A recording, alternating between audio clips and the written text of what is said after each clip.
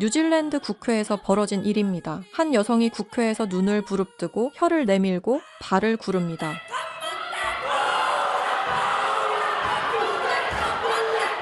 보는 것만으로 온몸에 소름이 돋습니다. 이 영상을 보며 왠지 모를 뜨거움을 느끼셨다면 그것은 우연이 아닙니다. 스탠퍼드 대학의 유전자 역추적 결과 이들 태평양 원주민들의 진짜 고향이 바로 한반도 남단으로 밝혀졌기 때문입니다. 이 데이터가 폭로되자 오직 두 나라만 분노했습니다. 이건 학문적 범죄입니다. 범죄라고요? 50만 명의 데이터에서 한국인의 흔적만 강제로 삭제한 당신들이야 말로 진짜 범죄자입니다. 증거가 쏟아지자 급기야 유네스코까지 가세했습니다. 태평양의 심장을 흔드는 유전자 전쟁 그 충격적인 현장을 지금 바로 공개합니다. 새벽 2시 14분. 캘리포니아의 제 침대맡 전화기가 미친 듯이 울렸습니다. 발신자는 LA 시더스 사이나이 병원의 수석 소아과 전문의 아리스 박사였습니다. 그의 목소리는 심하게 떨리고 있었고 수화기 너머로는 간호사들의 다급한 발소리가 고스란히 전해져 왔습니다. 엘리아스 교수님, 지금 당장 병원으로 오셔야겠습니다. 제가 방금 무엇을 본 건지 제 눈을 의심하고 있습니다. 그는 평소 과장된 표현을 쓰는 사람이 아니었습니다. 오히려 지나칠 정도로 냉철한 의사이자 과학자였죠. 그런 그가 한밤중에 스탠퍼드 대학의 진화유전학 종신교수인 저를 다급하게 찾을 정도라면 분명 심상치 않은 일이 벌어진 것입니다. 저는 30년간 인류의 이동 경로를 추적해온 학자입니다.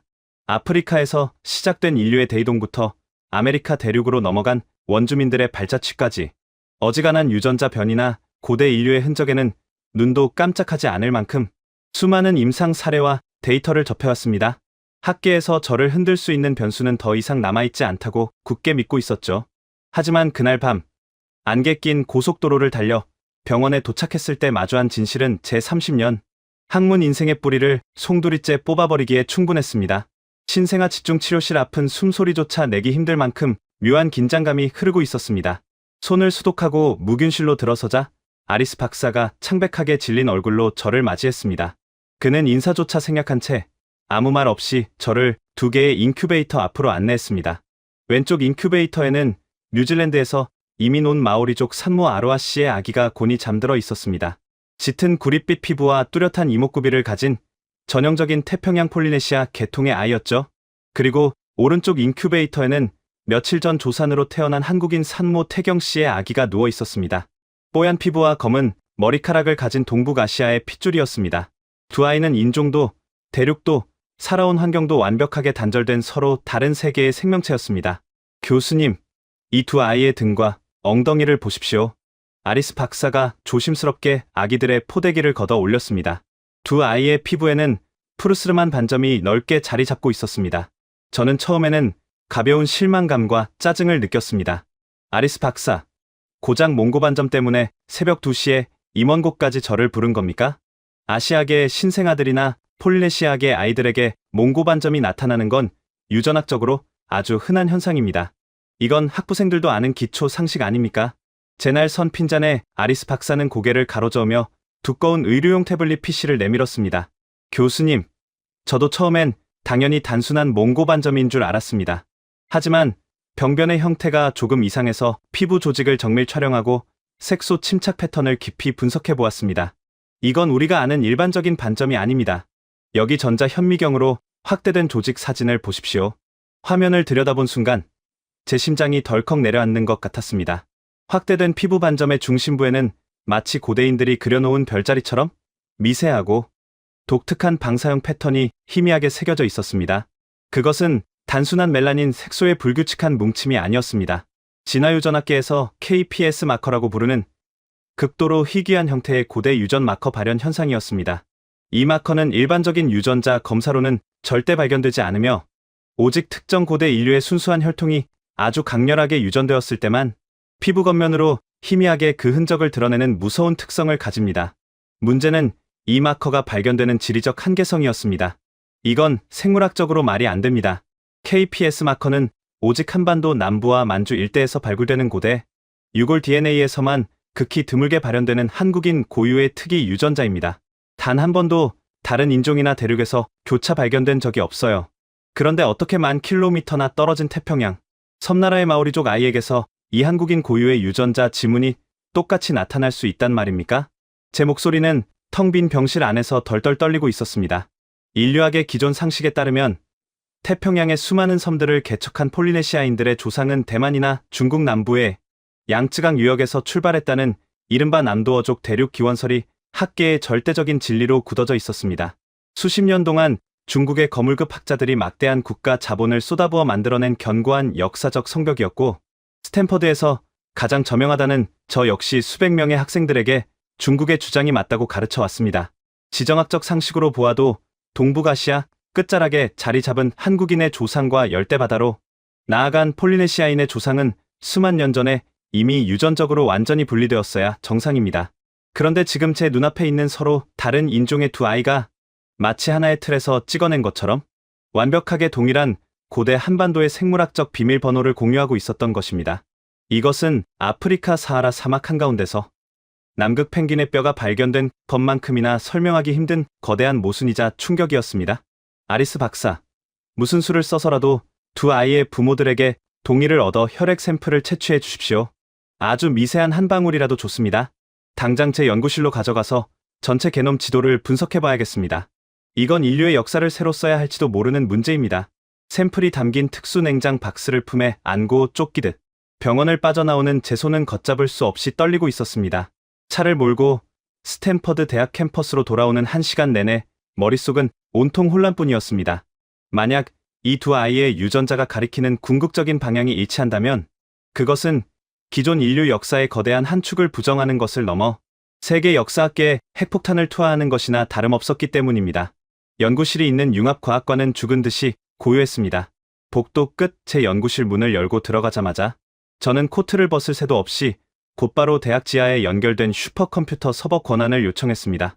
조심스럽게 두 아이의 혈액에서 추출한 DNA 샘플을 초대형 시퀀싱 장비에 넣고 데이터 추출을 시작했습니다. 장비가 낮게 윙윙거리는 짐승 같은 소리를 내며 수십억 개의 염기 서열을 조각내고 해독하기 시작했습니다. 제가 돌린 프로그램은 최신 인공지능 기반의 유전자 궤적 추적 시스템이었습니다. 이 시스템은 현재의 유전자 변이 상태를 거꾸로 역산하여 수천 년 전 인류가 처음 발걸음을 떼었던 지리적 기원점을 세계 지도 위에 시각적으로 구현해내는 기능을 가지고 있습니다. 제발 단순한 단백질 구조의 우연한 일치이기를. 저는 뜨거운 커피를 움켜쥐고 모니터 앞에서 마른 침을 삼켰습니다. 화면 위로 푸른색 선들이 복잡하게 얽히며 세계 지도 위를 어지럽게 스쳐 지나갔습니다. 데이터 분석이 60%, 70%를 넘어갈수록 저의 불안감은 확신으로 변해갔습니다. 마침내 마오리족 아이 아로아의 유전자 데이터베이스가 완전히 분해되면서 어두운 모니터 지도 위에 선명한 붉은 점들이 연달아 찍히기 시작했습니다. 일반적인 학계의 정설대로라면 이 붉은 점들은 뉴질랜드를 거쳐 피지, 하와이, 대만을 지나 최종적으로 거대한 중국 대륙 남부에 다다라 멈춰야만 했습니다. 그것이 중국 학계가 전 세계에 강요해온 그들의 위대한 중화 역사였으니까요. 하지만 스탠퍼드 슈퍼컴퓨터의 무자비한 연산 결과는 그들의 거짓된 역사를 산산조각 내며 완전히 다른 바닷길을 개척하고 있었습니다. 붉은 점들의 궤적은 대만을 차갑게 무시하며 지나쳤고 중국 대륙 쪽으로는 아예 방향조차 틀지 않았습니다. 경로의 선폭이 점점 두꺼워지더니 험난한 쿠로시오 해류의 거친 물결을 거슬러 매섭게 북상하기 시작했습니다. 그리고 마침내 화면 한가운데 눈부신 붉은 빛이 번쩍이며 역사의 기원점이 확정되었습니다. 5,000년 전 그 작은 뗏목 하나에 목숨을 걸고 거친 태평양의 수많은 섬들을 향해 장엄한 항해를 시작했던 위대한 해양 개척자들의 진짜 고향. 모니터에 찍힌 좌표를 확인한 순간 저는 헉하고 숨을 들이켤 수밖에 없었습니다. 지도 위 가장 붉고 선명한 점은 중국도 일본도 아닌 정확히 한반도의 남단을 정조준하고 있었습니다. 이건 단순한 과학적 우연이 아니었습니다. 5,000년 전 한반도에 살았던 고대 한국인들이 이미 거친 먼바다를 길들일 수 있는 압도적인 선박 건조 기술과 기상 관측 능력을 가지고 태평양이라는 거대한 미지의 세계를 지배했다는 명백하고도 폭발적인 증거였습니다. 세계 최고의 해양 기술력으로 태평양의 징기스칸이 되었던 핏줄이 바로 대한민국이었던 것입니다. 저는 다리에 힘이 풀려 의자에 무너지듯 주저앉고 말았습니다. 모니터의 푸른 불빛이 제 굳은 얼굴을 차갑게 비추고 있었습니다. 평생 찾아 헤맸던 위대한 진실을 발견했다는 학자로서의 환희도 잠시 제 등골을 타고 서늘하고 끔찍한 공포가 스멀스멀 밀려왔습니다. 중국은 태평양 원주민들의 기원이 자국이라는 것을 세계에 각인시키기 위해 수십 년간 천문학적인 연구 자금을 학계에 뿌려왔습니다. 일본 역시 동북아시아 해양의 주인이 과거부터 자신들이었다고 우기기 위해 수많은 논문을 조작해왔죠. 그런데 제 연구실의 이 작은 컴퓨터 모니터에 띄워진 데이터 하나가 그들이 쌓아올린 거대한 역사, 제국주의를 정면으로 박살내버린 것입니다.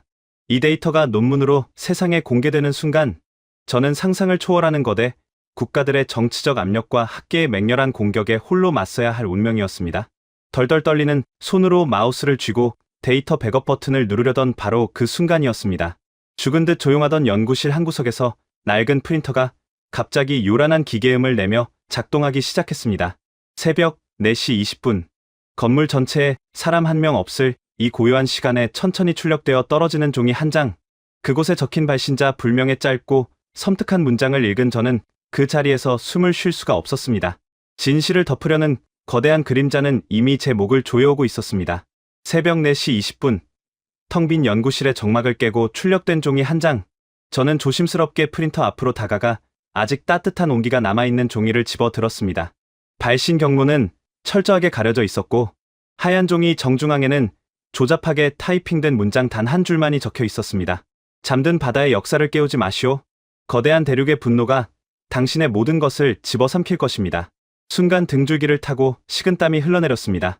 이건 결코 질 나쁜 학생들의 장난이 아니었습니다. 제가 LA의 병원에서 두 아이의 혈액 샘플을 채취하고 스탠퍼드 지하의 슈퍼컴퓨터로 데이터를 분석하기까지 걸린 시간은 고작 7시간에 불과했습니다. 극비리에 진행된 이 짧은 시간 동안 누군가 제 동선을 완벽하게 파악하고 제가 모니터로 확인한 결과값의 의미조차 이미 정확하게 꿰뚫어보고 있었다는 뜻입니다. 30년간 학계에 몸담아온 제 직감이 맹렬하게 경고음을 울리고 있었습니다. 저는 서둘러 유전자 시퀀싱 장비의 전원을 완전히 차단하고 원시 데이터가 담긴 메인 하드디스크를 물리적으로 분리해 제 낡은 가죽 가방 깊숙한 곳에 쑤셔 넣었습니다. 날이 밝자마자 저는 이 엄청난 가설을 논문으로 완성하기 위해 교차 검증 작업에 착수했습니다. 폴리네시아인과 한국인의 유전자가 일치한다는 제 분석이 완벽한 팩트가 되려면 아시아 대륙 전체의 유전자 이동 경로를 대조해야만 했죠. 저는 연구실 컴퓨터를 켜고 제가 정기 구독 중인 동아시아 인류학 데이터베이스에 접속을 시도했습니다. 특히 중국 남부와 대만 원주민들의 고해상도, 게놈 지도를 확인하여 제 데이터와 완벽하게 선을 그어 분리해낼 계획이었습니다. 그런데 이상한 일이 벌어졌습니다. 평소라면 단 10초면 접속되던 아시아 지역 인류학 연구망이 모조리 먹통이 되어 있었습니다. 화면에는 접근 권한이 없다는 붉은색 오류 메시지만 반복해서 깜빡거렸습니다. 혹시나 하는 마음에 대학 내 다른 연구소의 서버를 경유해 접속을 시도했지만 결과는 마찬가지였습니다. 누군가 의도적으로 제 IP 주소를 추적하여 아시아 쪽 데이터베이스로 향하는 모든 경로를 방화벽으로 차단해버린 것이 분명했습니다. 이건 말도 안 돼. 스탠퍼드 대학의 종신교수 계정이 하루아침에 차단당하다니. 혼란스러움은 곧 끔찍한 확신으로 변해갔습니다. 창밖을 내다보았을 때 연구동 건너편 주차장에 어제부터 계속 서있던 검은색 세단 한 대가 눈에 들어왔습니다. 운전석에 앉은 남자는 신문으로 얼굴을 가리고 있었지만 창문 틈으로 카메라 렌즈 같은 것이 미세하게 반짝이는 것을 똑똑히 보았습니다. 그들은 단순히 저를 네트워크상에서 고립시키는 것을 넘어 제 일거수일투족을 물리적으로 감시하고 있었습니다. 5000년 전 이름 모를 한반도의 고대인들은 나침반 하나 없이 오직 별빛과 해류의 흠만을 읽으며 그 거칠고 거대한 태평양의 파도를 향해 작은 뗏목을 던졌습니다. 죽음의 공포를 이겨낸 그 위대한 개척자들의 피가 세계의 바다를 지배했다는 명백한 증거를 제 손에 쥐고 있으면서도 저는 당장 창밖의 감시자와 보이지 않는 거대 권력의 압박 앞에서 겁에 질려 떨고 있었습니다. 학자로서의 엄청난 수치심과 분노가 끌어올랐지만 당장 제가 할 수 있는 일은 학과장인 헤이스팅스 교수에게 이 사실을 알리고 대학 차원의 보호와 정식 논문 발표 승인을 요청하는 것뿐이었습니다. 점심시간이 지날 무렵 저는 굳은 결심을 하고 헤이스팅스 학과장의 집무실 문을 두드렸습니다. 그는 20년 넘게 저와 학문적 동지로 지내온 스탠퍼드에서 가장 존경받는 지성이자 인류학계의 거목이었습니다. 저는 가방에서 출력해 둔 유전자 분석 차트와 경로 추적 지도를 꺼내 그의 책상 위에 올려놓았습니다. 헤이스팅스, 이것 좀 보게. 남도어족 대륙 기원설은 완전히 틀렸어. 폴리네시아인들의 진짜 뿌리는 양쯔강이 아니라 한반도의 남쪽이었어. LA에서 찾아낸 완벽한 고대 유전자 마커가 그 증거야. 이 논문이 네이처즈에 실리는 순간 인류학의 역사는 스탠퍼드를 중심으로 완전히 다시 쓰이게 될 거네. 저는 상기된 목소리로 브리핑을 이어갔지만 제 설명이 길어질수록 헤이스팅스 교수의 표정은 점점 더 차갑게 굳어갔습니다. 그는 책상 위에 자료를 훑어보지도 않은 채 피곤한 얼굴로 안경을 벗어 던졌습니다. 엘리아스, 자네 요즘 너무 무리한 것 같군. 이 데이터베이스 접근 권한은 내가 직접 정지시켰네. 뭐라고? 자네가 왜? 저는 제 귀를 의심했습니다. 가장 든든한 지원군이 되어주리라 믿었던 그가 제 앞길을 막아섰다는 사실을 받아들일 수 없었습니다. 헤이스팅스 교수는 깊은 한숨을 내쉬며 창가의 블라인드를 조심스럽게 내렸습니다. 집무실 안이 순식간에 어두워졌습니다. 엘리아스, 세상에는 과학적 진실보다 더 무겁고 복잡한 것들이 있어. 우리 인류학과의 한 해 예산 중 70%가 어디서 나오는지 자네도 알지 않나? 아시아 역사문화재단.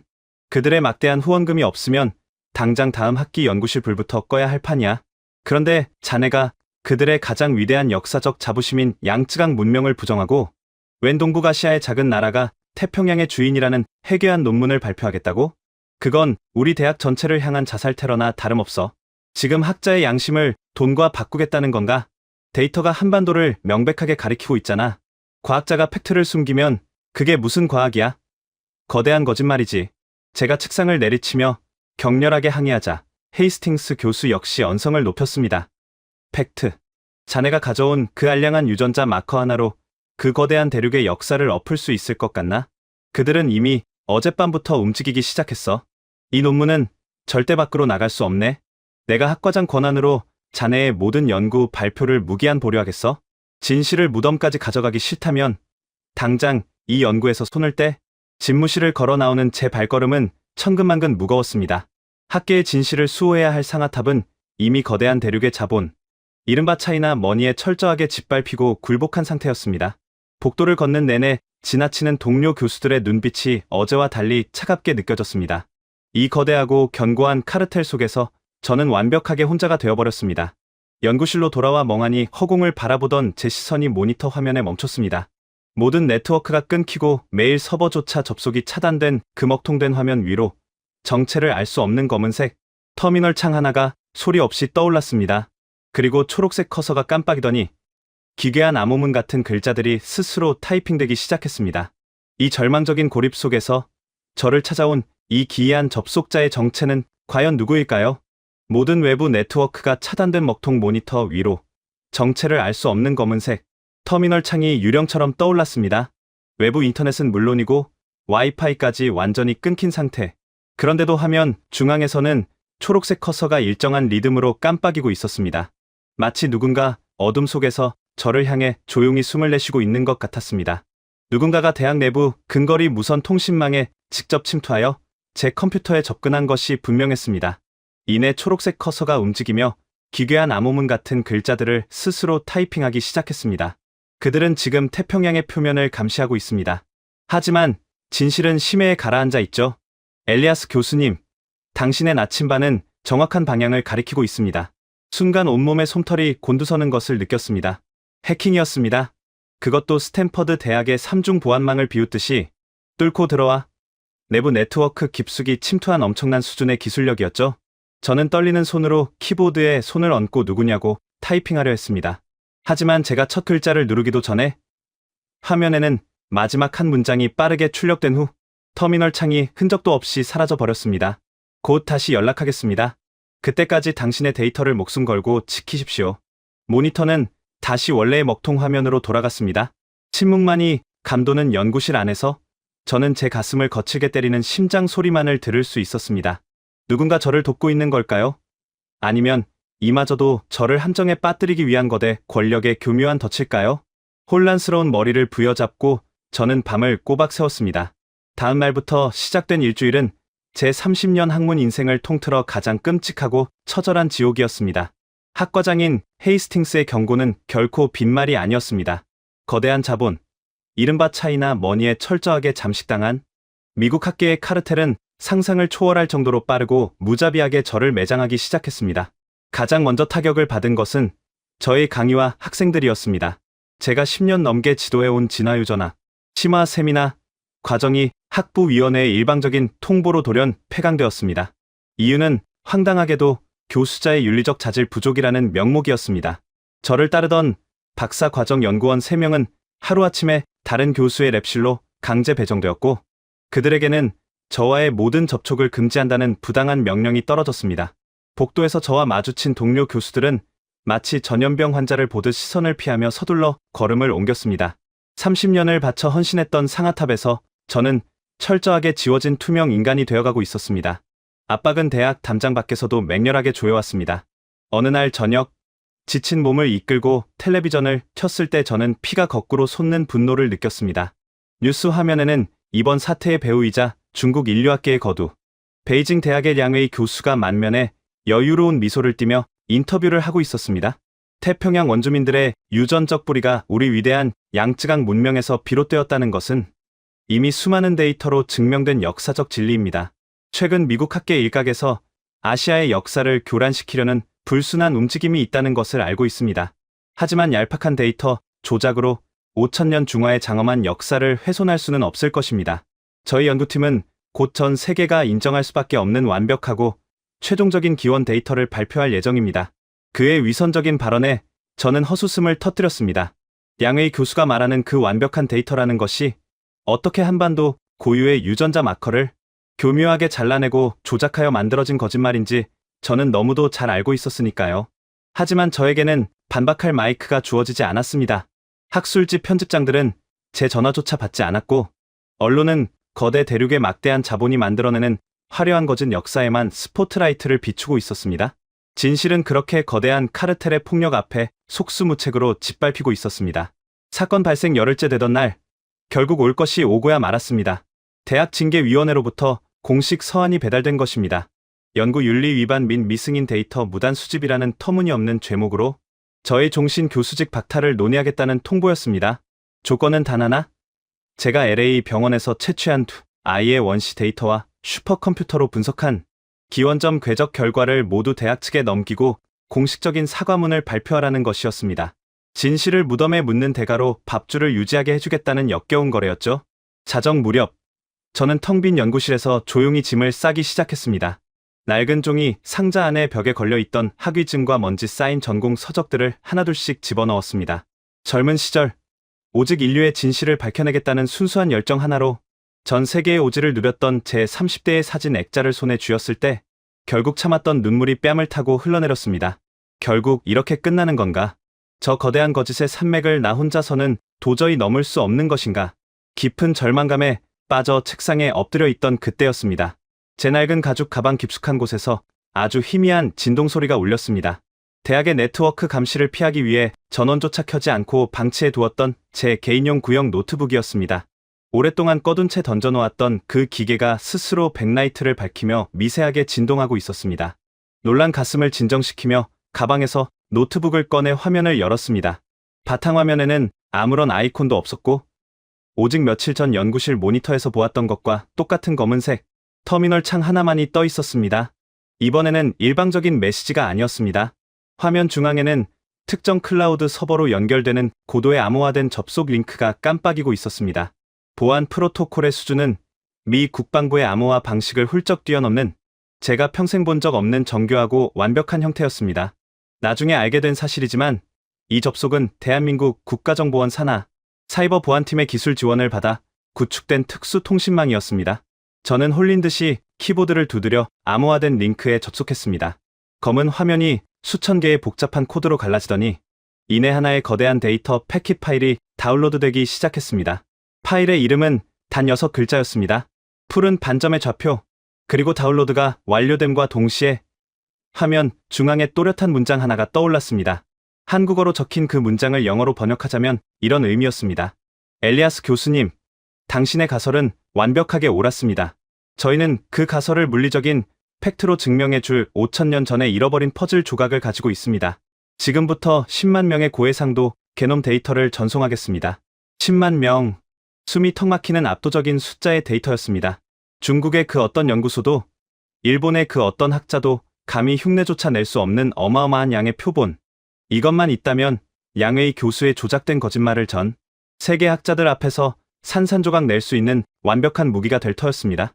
저는 벌벌 떨리는 손으로 발신자의 정보가 담긴 IP 추적 버튼을 눌렀습니다.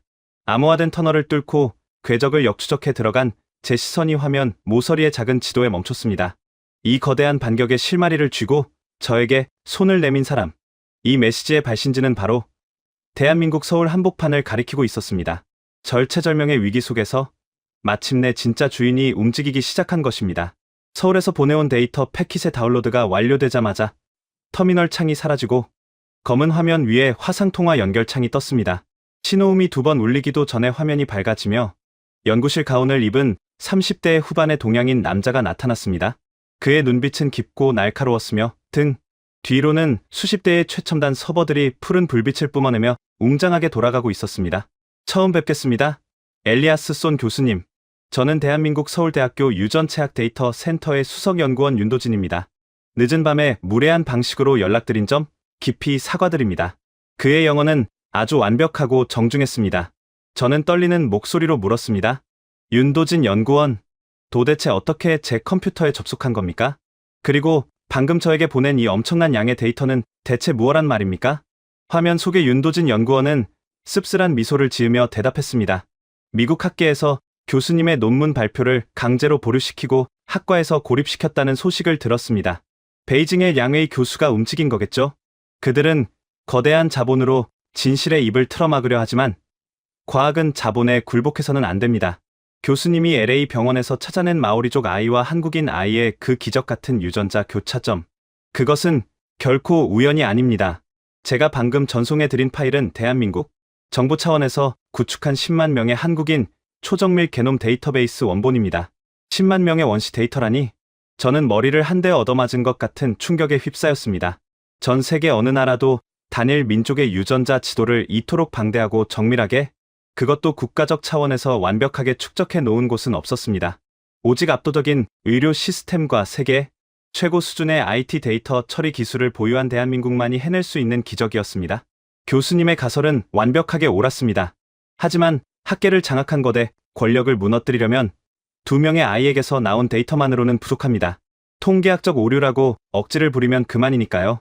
그래서 저희 서울대 연구팀이 지난 6개월 동안 한국인 10만 명의 유전자와 태평양, 폴리네시아인들의 유전자를 조차 검증했습니다. 이제 그 결과를 교수님께서 직접 두 눈으로 확인해 보십시오. 윤도진 연구원의 말이 끝나자마자 저는 즉시 노트북에 내장된 분석 프로그램에 서울에서 온 데이터를 업로드했습니다. 윤도진 연구원이 원격으로 서울대학교의 고성능 서버 연산 능력을 실시간으로 연결해 주었고 제 노트북은 그 압도적인 컴퓨팅 파워를 빌려 10만 명의 유전자 퍼즐을 하나씩 맞춰나가기 시작했습니다. 화면 위로 LA 병원에서 보았던 그 희귀한 고대 유전자, 이른바 KPS 마커가 수만 개의 붉은 점으로 변해 세계 지도 위를 덮기 시작했습니다. 이윽고 연산이 끝난 모니터 화면을 마주한 순간 저는 헉하고 숨을 들이켤 수밖에 없었습니다. 지도 위에는 거대한 생명의 강물이 흐르고 있었습니다. 한반도 남단에서 시작된 수만 개의 붉고 강렬한 빗줄기가 험난한 쿠로시오 해류를 정면으로 돌파하며 일본 열도를 지나 거친 태평양 한가운데로 폭발하듯 뻗어나가고 있었습니다.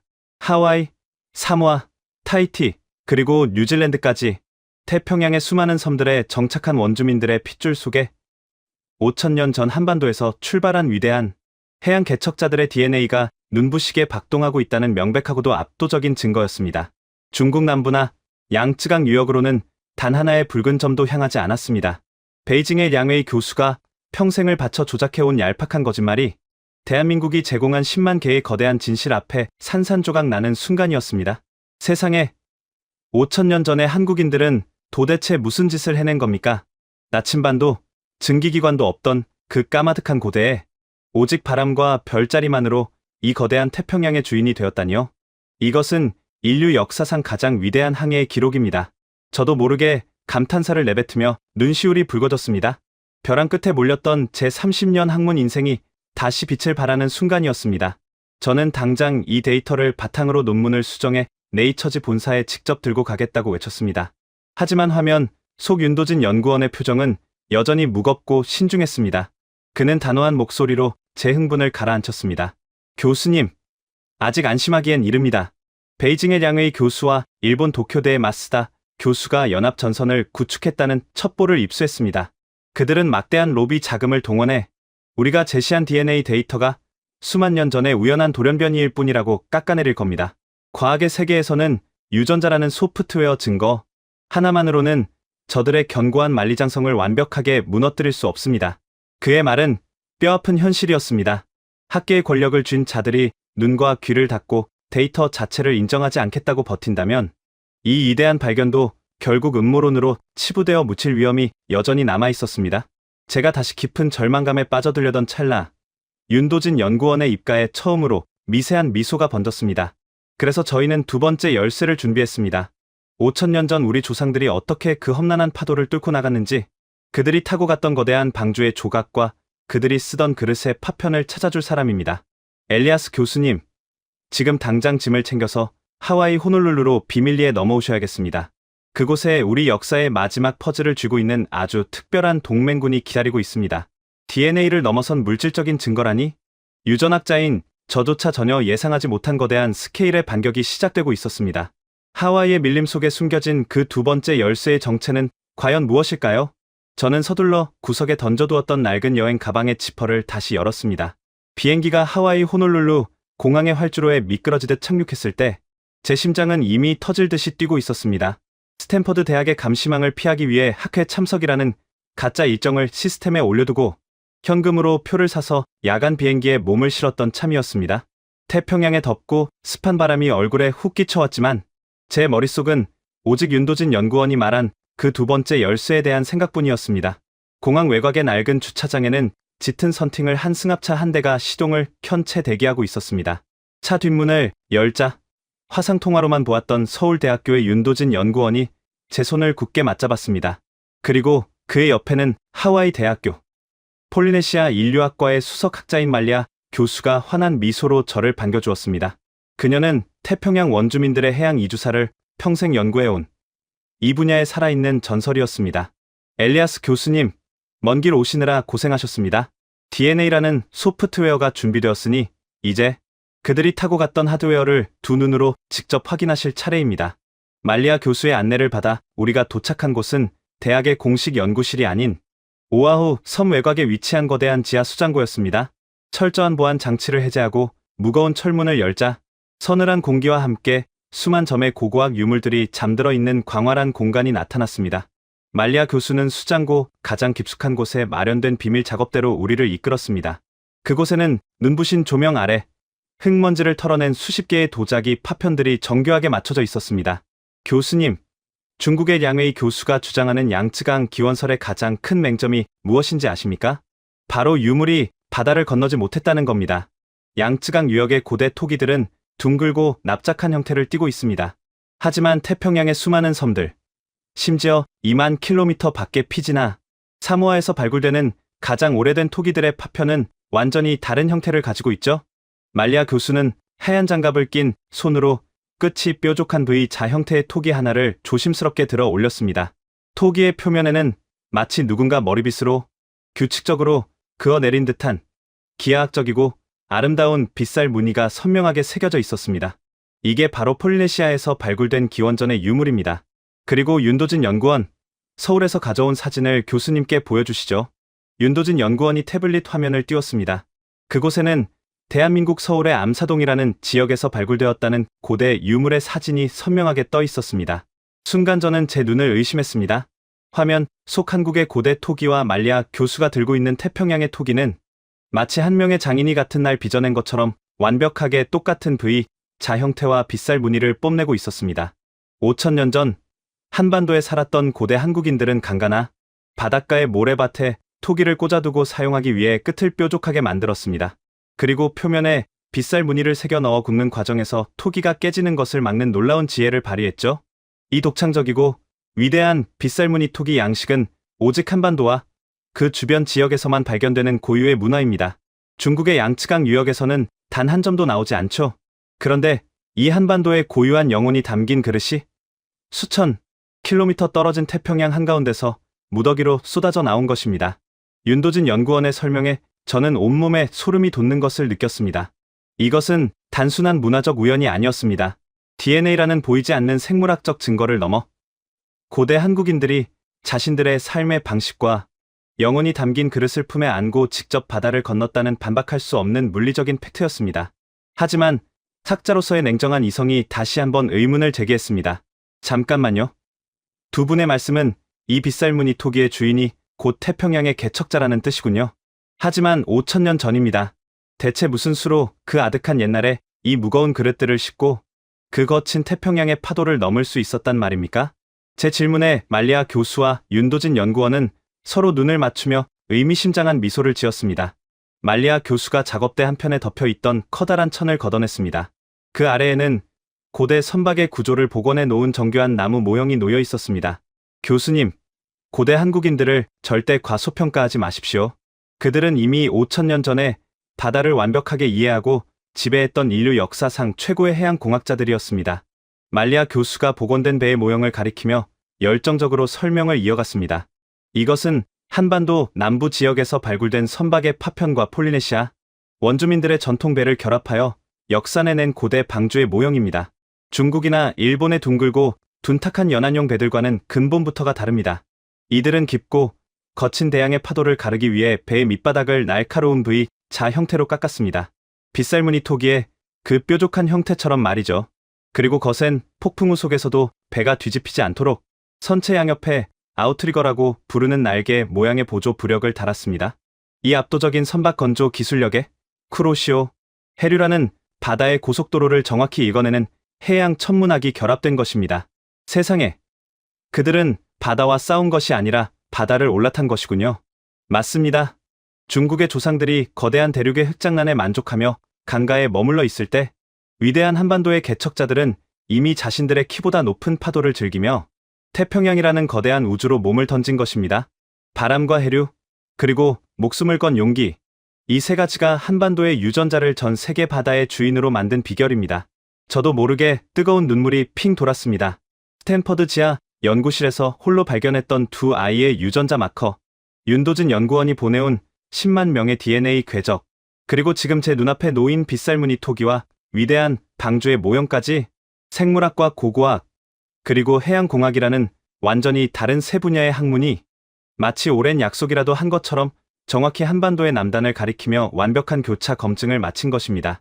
이것은 단순한 논문이 아니었습니다. 베이징의 량웨이 교수가 막대한 자본으로 쌓아 올린 조작된 역사의 성벽을 단숨에 무너뜨릴 수 있는 인류학계의 역사상 가장 완벽하고 파괴적인 무기였습니다. 우리 셋은 이 엄청난 진실 앞에서 누구 먼저랄 것도 없이 서로를 끌어안고 벅찬 환희를 나누었습니다. 30년의 학문 인생이 마침내 최고의 빛을 발하는 순간이었습니다. 이제 이 모든 증거를 하나의 논문으로 묶어 전 세계 학계에 터뜨리는 일만 남았습니다. 하지만 우리가 완성된 반격의 기쁨에 취해 샴페인을 터뜨리려던 바로 그 순간이었습니다. 윤도진 연구원의 스마트폰이 날카로운 경고음을 내며 울리기 시작했습니다. 화면을 확인한 그의 얼굴에서 순식간에 핏기가 사라졌습니다. 방금 전까지 세상을 다 가진 듯 환하게 웃고 있던 그의 입술이 파르르 떨렸습니다. 교수님, 이럴 수는 없습니다. 저들이 선수를 쳤습니다. 윤도진 연구원이 떨리는 손으로 뉴스 채널을 연결했습니다. 화면에는 베이징의 인민대회당 수백 명의 외신 기자들 앞에서 마이크를 잡고 있는 양웨이 교수의 모습이 긴급 속보로 생중계되고 있었습니다. 자막에는 붉은색의 굵은 글씨로 양쯔강 기원설 최종 확정, 그리고 미국 학계의 데이터 조작 사태 고발이라는 충격적인 문구가 흘러가고 있었습니다. 거대한 제국이 마침내 날카로운 이빨을 드러내며 우리의 목숨줄을 끊기 위해 최후의 선제 공격을 시작한 것입니다. 윤도진 연구원의 스마트폰에서 흘러나오는 앵커의 다급한 목소리가 하와이 지하 수장고의 무거운 공기를 갈랐습니다. 화면 속 베이징 인민대회당은 수백 명의 외신 기자들이 터뜨리는 카메라 플래시로 눈이 부실 지경이었습니다. 단상 중앙에는 양웨이 교수가 거만한 표정으로 서 있었고 그 옆에는 일본 도쿄 대학의 마스다 교수가 만족스러운 미소를 지으며 자리하고 있었습니다. 두 강대국의 학문적 권력이 하나로 뭉쳐 아직 피어나지도 못한 우리의 진실을 짓밟기 위해 거대한 선제 공격을 시작한 것입니다. 전 세계 언론인 여러분, 그리고 존경하는 학계 동료 여러분, 양웨이 교수의 마이크를 쥔 손에는 오만함이 가득 배어 있었습니다. 오늘 저희 베이징 대학과 도쿄 대학 연합 연구팀은 인류 역사상 가장 방대한 규모의 유전자 추적 결과를 발표하고자 합니다. 무려 50만 명의 아시아 대륙과 태평양 원주민 DNA를 교차 분석한 최종 결과입니다. 이 압도적인 데이터는 태평양의 주인이 누구인지 명백하게 증명하고 있습니다. 폴리네시아인들의 유전적 뿌리는 의심의 여지 없이 우리 위대한 양쯔강 문명에서 출발했습니다. 그의 등 뒤로 설치된 거대한 스크린에 화려한 그래픽 영상이 재생되었습니다. 중국 남부에서 시작된 붉은 선들이 거침없이 태평양 전역으로 뻗어나가는 완벽하게 날조된 지도가 전 세계로 생중계되고 있었습니다. 기자들의 타자치는 소리가 빗소리처럼 쏟아졌습니다. 이어서 일본의 마스다 교수가 마이크를 넘겨받았습니다. 그는 특유의 차분하고 교활한 목소리로 발음을 굴리며 말했습니다. 최근 미국 스탠퍼드 대학의 일부 학자가 동북아시아의 아주 작은 반도 국가에서 태평양의 기원을 찾으려는 비과학적인 시도를 했다는 사실을 잘 알고 있습니다. 하지만 저희가 50만 개의 표본을 통계학적으로 검증한 결과 그들이 주장하는 특이 유전자 마커는 단순한 분석 오류이거나 외부 오염에 의한 무의미한 노이즈에 불과했습니다. 과학은 어설픈 영웅주의나 국수주의가 아니라 오직 거대한 데이터의 교집합으로만 말해야 합니다. 마스다 교수의 그 한마디는 제 30년 학문 인생을 완벽하게 쓰레기통에 처박는 사형 선고와도 같았습니다. 오염된 노이즈, 5,000년 전 거친 파도를 뚫고 나갔던 위대한 한국인들의 심장 박동을 그들은 한낮 실험실에 먼지 취급하며 비웃고 있었습니다. 저는 끓어오르는 분노를 참지 못하고 주먹을 꽉 쥐었습니다. 손톱이 파고들어 손바닥에서 피가 날 지경이었지만 고통조차 느껴지지 않았습니다. 화면 속 기자들은 두 교수의 말에 한치의 의심도 품지 않고 고개를 끄덕이고 있었습니다. 압도적인 자본으로 만들어낸 50만 명이라는 표본 수와 베이징 대학, 도쿄 대학이라는 거대한 간판 앞에서 진실은 힘없이 무너져 내리고 있었습니다.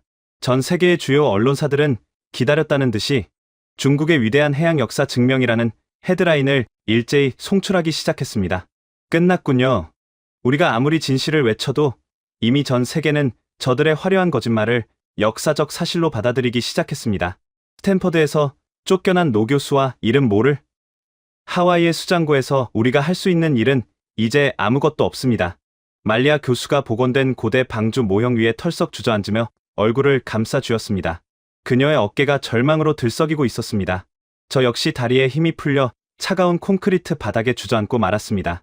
우리가 모은 10만 명의 진실된 DNA와 빗살무늬 토기의 위대한 증거들이 저 거대한 제국의 치밀한 각본 앞에서 한 줌의 재로 변해버리는 것 같았습니다.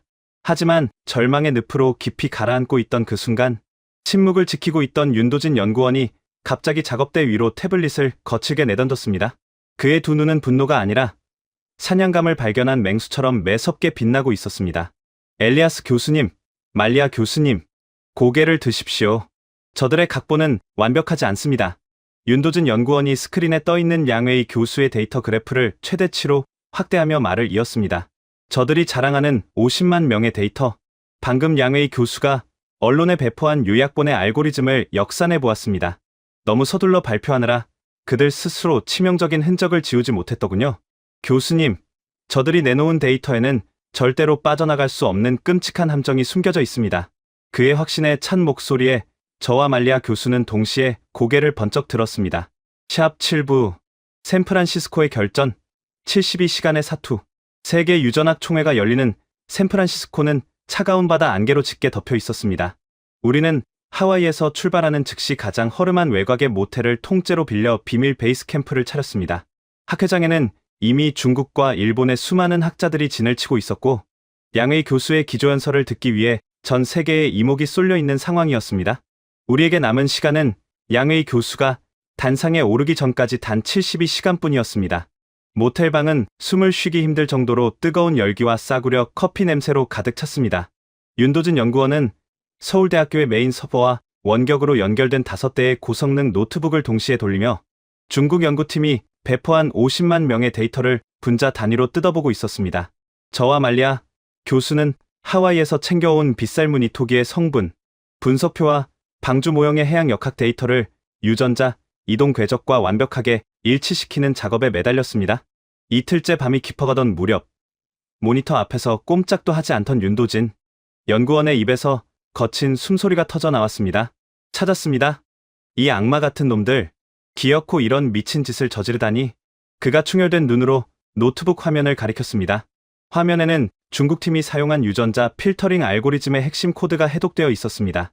엘리아스 교수님, 마스다 교수가 말했던 외부 오염에 의한 무의미한 노이즈라는 말 기억하십니까? 그들은 단순히 우리의 데이터를 무시한 것이 아니었습니다. 이 코드를 보십시오. 중국과 일본 연합팀은 데이터 검증 프로그램 자체에 특정 DNA 서열이 발견되면 이를 자동 삭제하고 오염된 표본으로 분류하도록 설계해 두었습니다. 그리고 그들이 삭제하도록 명령한 특정 서열이 바로 교수님이 처음 발견하셨던 한반도 고유의 KPS 마커였습니다. 저는 충격으로 입을 다물 수가 없었습니다. 이것은 단순한 학문적 오류가 아니라 명백하고 악의적인 역사 지우기 범죄였습니다. 5,000년 전 태평양을 개척했던 한국인들의 위대한 핏줄이 나타날 때마다 그들은 컴퓨터 프로그램으로 그 존재 자체를 디지털 세계에서 잔인하게 학살하고 있었던 것입니다. 그들은 태평양 원주민들의 유전자 속에 한반도의 흔적이 너무나 뚜렷하게 그리고 방대하게 남아있다는 것을 누구보다 잘 알고 있었습니다. 그래서 50만 명이라는 표본을 내세우면서 정작 진짜 주인의 흔적만 교묘하게 도려내는 사기극을 벌인 겁니다. 윤도준 연구원, 이 조작된 코드를 총회장에서 완벽하게 증명할 수 있습니까? 제 물음에 윤도준 연구원은 비장한 표정으로 고개를 끄덕였습니다. 서울에 있는 10만 명의 원본 데이터를 이 필터링 알고리즘에 통과시키는 시뮬레이션을 완성했습니다. 저들이 어떻게 역사를 난도질했는지 수천 명의 학자들 앞에서 그 추악한 민낯을 초 단위로 생중계해 드릴 수 있습니다. 말리아 교수 역시 빗살무늬 토기의 슬라이드 필름을 정리하며 힘을 보탰습니다. DNA 조작이 폭로되는 순간 이 토기와 고대 방주의 물리적 증거를 터뜨리겠습니다. 감히 바다의 주인을 속이려 한 대가를 톡톡히 치르게 해주죠. 결전의 날 아침이 밝았습니다. 샌프란시스코 모스콘 센터는 세계 각국에서 몰려든 학자들과 취재진으로 발 디딜 틈이 없었습니다. 우리는 발표자 명단에 제 이름을 숨기기 위해 말리아 교수가 미리 확보해둔 발표 슬롯에 그녀의 이름으로 등록을 마친 상태였습니다. 양복 안주머니에 모든 진실이 담긴 USB 메모리를 깊숙이 찔러 넣고 우리는 비장한 각오로 학회장 정문을 향해 걸음을 옮겼습니다. 거대한 카르텔의 심장부에 칼을 꽂아 넣을 준비는 모두 끝났습니다. 하지만 모스콘 센터의 VIP 출입구를 통과하려던 바로 그 순간이었습니다. 검은 정장을 입은 주최 측 보안 요원 3명이 갑자기 우리 앞을 가로막았습니다. 그들의 무전기에서는 다급한 중국어가 흘러나오고 있었습니다. 보안 요원 중 책임자로 보이는 자가 제 얼굴과 아이디 카드를 번갈아 확인하더니 차가운 목소리로 말했습니다. 엘리아스 쏜 교수님, 당신의 특별 세션 발표는 방금 전 학회 조직위원회의 직권으로 전면 취소되었습니다. 이곳에서 즉시 퇴장해 주시지 않으면 무단 침입으로 경찰에 인계하겠습니다. 양의 교수 측이 마지막 순간에 우리의 움직임을 눈치채고 학회장 출입 자체를 원천 봉쇄해버린 것입니다.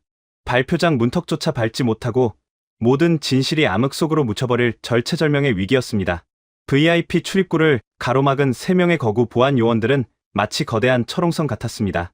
그들의 무전기 너머로는 당장 우리를 쫓아내라는 중국 측 관계자의 다급하고 신경질적인 지시가 계속해서 흘러나오고 있었습니다. 학회장 내부에서는 이미 베이징 대학 양웨이 교수의 기조연설이 시작되었는지 웅장한 배경음악과 함께 마이크를 울리는 그의 거만한 목소리가 두꺼운 철문을 뚫고 복도까지 희미하게 들려왔습니다.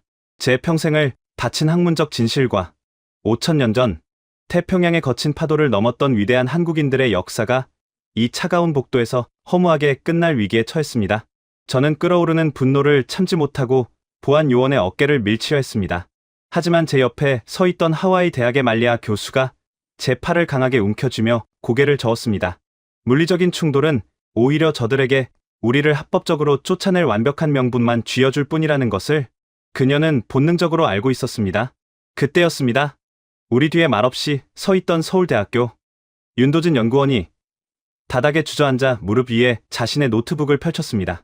그의 이마에는 식은땀이 맺혀 있었지만 키보드를 두드리는 10손가락은 그 어느 때보다 빠르고 단호하게 움직이고 있었습니다. 교수님, 저들이 물리적인 문을 닫았다면 우리는 디지털의 문을 부수고 들어가면 됩니다. 국정원 사이버 보안팀에서 구축해준 특수 침투 프로그램을 가동하고 있습니다. 총회장의 메인 스크린과 연결된 중앙 영사 시스템의 방화벽을 우회할 수 있습니다. 5분만, 아니 3분만 시간을 벌어주십시오. 윤도진 연구원의 말에 저는 즉시 보안 요원들에게 다가가 거칠게 항의하기 시작했습니다. 스탠퍼드 대학 종신교수의 권위와 학회 규정을 들먹이며 고함을 질렀고 말리아 교수 역시 주최 측의 부당한 처사를 비판하며 보안 요원들의 시선을 완전히 우리 쪽으로 끌어모았습니다. 복도를 지나던 다른 학자들의 발걸음이 멈추고 웅성거림이 커지자 당황한 보안 요원들이 무전기에 대고 지원을 요청하며 우왕좌왕하기 시작했습니다. 그 혼란스러운 틈을 타 윤도진 연구원의 노트북 화면에 초록색의 접속 완료 메시지가 떠올랐습니다. 연결되었습니다. 엘리아스 교수님, 지금 당장 저 문을 열고 들어가십시오. 무대는 제가 만들어 드리겠습니다. 윤도진 연구원이 엔터키를 강하게 내리치는 순간 굳게 닫혀 있던 VIP 출입문의 전자 잠금 장치가 경쾌한 마찰음과 함께 해제되었습니다. 저는 주저없이 육중한 철문을 밀어젖히고 총회장 내부로 걸음을 내디뎠습니다. 수천 명의 인류학자와 취재진으로 가득 찬 샌프란시스코 모스콘 센터의 거대한 홀 안은 제가 들어선 순간 쥐 죽은 듯한 침묵에 휩싸였습니다.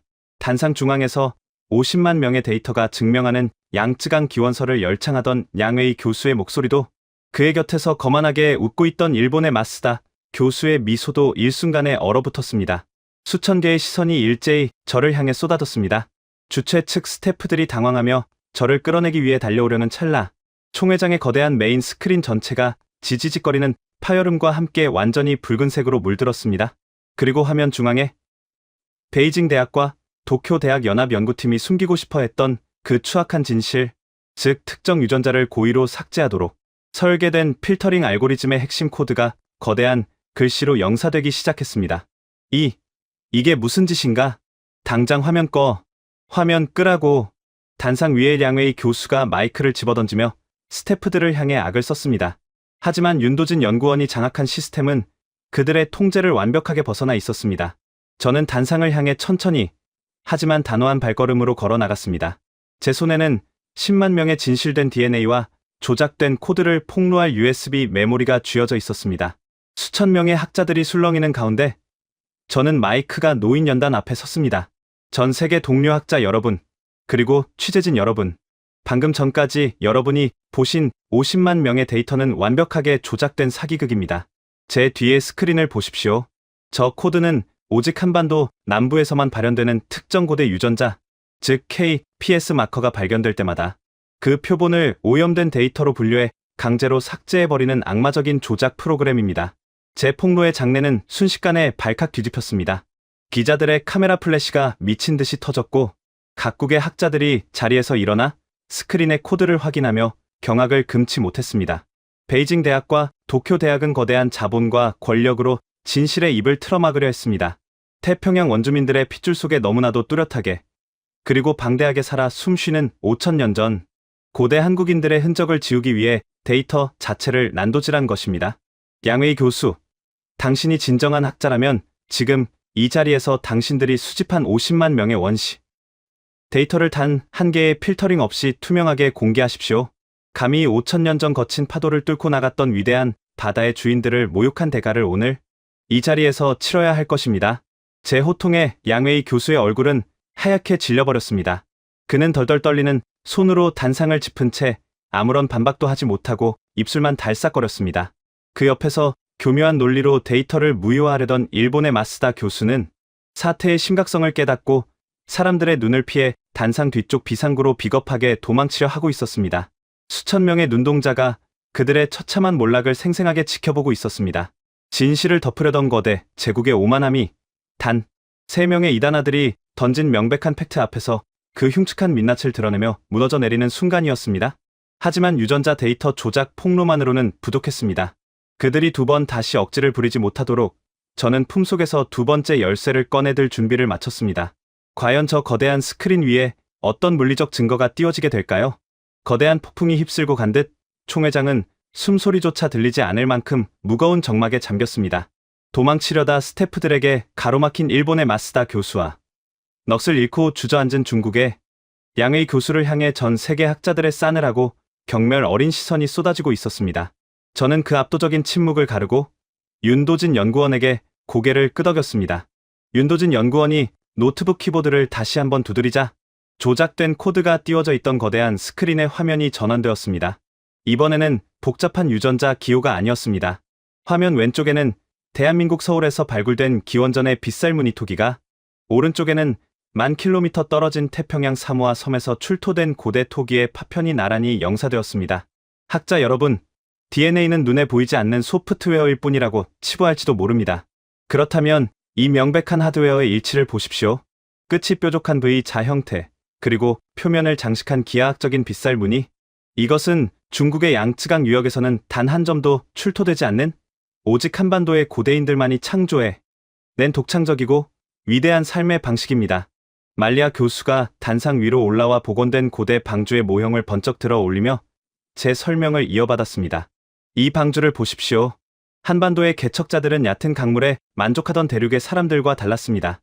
그들은 거친 대양을 가르기 위해 배의 밑바닥을 빗살무늬 토기처럼 날카롭게 깎았고 거센 폭풍우를 견디기 위해 아웃트리거를 달았습니다. 이 압도적인 선박 건조 기술과 별자리를 읽어내는 해양 천문학이 그들을 태평양이라는 거대한 우주의 주인으로 만든 것입니다. 그들은 바다를 두려워하지 않았고 기꺼이 파도에 올라탔습니다. 양의 교수가 지우려 했던 것은 단순한 유전자가 아니라 인류 역사상 가장 위대하고 장엄했던 개척의 역사 그 자체였습니다. 말리아 교수의 확신에 찬 목소리가 총회장을 쩌렁쩌렁 울렸습니다. 생물학적 유전자와 고고학적 유물, 그리고 해양공학적 증거가 완벽한 삼위일체를 이루며 5000년 전 한반도 고대인들의 위대한 여정을 팩트로 입증하는 순간이었습니다. 더 이상의 반박이나 의심은 불가능했습니다. 그때였습니다. 맨 앞줄에 앉아있던 하버드 대학의 노 교수가 천천히 자리에서 일어났습니다. 인류학계의 가장 큰 어른이자 깐깐하기로 소문난 그는 저를 향해 깊은 존경을 담아 고개를 숙이더니 말없이 박수를 치기 시작했습니다. 그 소리는 마치 거대한 파도의 시작과도 같았습니다. 하나둘씩 자리에서 일어난 전 세계 수천 명의 학자들이 마침내 뜨거운 환호성과 함께 기립박수를 보내기 시작했습니다. 샌프란시스코의 거대한 홀이 5000년 만에 깨어난 위대한 진실을 환영하는 천둥 같은 함성으로 가득 찼습니다. 그 압도적인 환희의 물결 속에서 저는 문득 LA 병원의 작은 인큐베이터에 나란히 누워있던 마오리족 아이와 한국인 아이의 얼굴을 떠올렸습니다. 생김새도 국적도 살아갈 환경도 전혀 다른 그 두 아이는 사실 10,000km의 바다와 5000년의 시간을 뛰어넘어 위대한 개척자의 피를 나누어 가진 형제였습니다. 그 아이들의 작은 등 위로 희미하게 빛나던 푸른 반점은 결코 지워질 수 없는 긍지 높은 핏줄의 각인이었던 것입니다. 다음날 아침, 전 세계 언론은 일제히 대서특필했습니다. 태평양의 진짜 주인은 한반도였다. 중국의 역사 공정 완벽한 참패, 5000년을 이어온 형제의 DNA, 베이징의 량의 교수와 도쿄대의 마쓰다 교수는 학계에서 영구히 제명되었고 스탠퍼드 대학은 저에게 징계 철회와 함께 종신 교수직 복귀를 간곡히 요청해왔습니다. 하지만 저는 그 모든 영광을 뒤로하고 하와이의 낡은 수장고로 돌아가 말리아 교수, 윤도준 연구원과 함께 더 깊은 바다의 역사를 연구하기로 했습니다.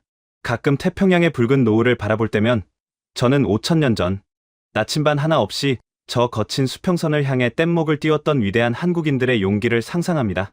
세상의 거대한 권력과 자본이 아무리 진실을 덮으려 해도 진실은 빗살 무늬처럼 단단하게 새겨져 결국 제자리를 찾아갑니다. 5000년 전에도 그러했고 지금도 그러하며 앞으로도 영원히 그럴 것입니다. 이것이 제가 30년 학문 인생을 걸고 지켜낸 세상에서 가장 위대한 바다의 이야기입니다. 여러분, 50만 개의 조작된 거짓 데이터, 두 거대 제국의 조직적인 은폐, 그 모든 장벽 앞에서도 진실은 끝내 묻히지 않았습니다. 샌프란시스코 총회장에서 기립박수가 터져 나오던 순간, 하버드 대학의 노 교수는 이렇게 고백했습니다. 데이터가 한반도를 가리켰을 때 유독 두 나라만이 분노했습니다. 그들의 지독한 불편함이야말로 이 역사가 진실이라는 가장 강력한 증거입니다. 태평양의 파도를 두려워하지 않았던 우리 조상들의 개척 정신이 지금 여러분의 핏줄 속에도 흐르고 있습니다. 이 이야기가 더 많은 분들께 닿아야 한다고 생각하신다면 지금 구독과 좋아요, 그리고 공유를 눌러주십시오. 여러분의 공유 하나가 대한민국의 위대한 역사를 세상에 알리는 큰 힘이 됩니다. 가슴이 뜨거워지셨다면 댓글에 진실 두 글자만 남겨주십시오.